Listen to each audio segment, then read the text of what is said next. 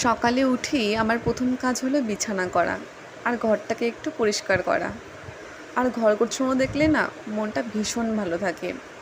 তারপরে রান্নাঘরে গেলাম, চা খেলাম, চা খেয়ে রান্না চাপালাম।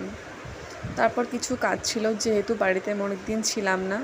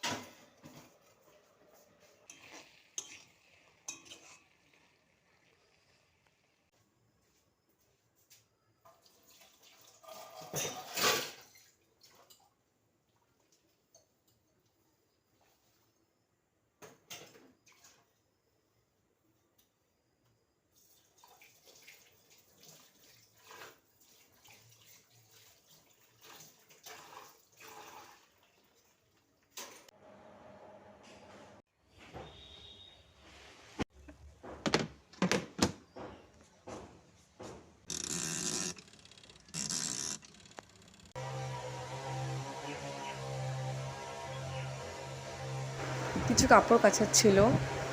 আর এই যে আমার ফুল, আমি ফুল ভীষণ ভালোবাসি।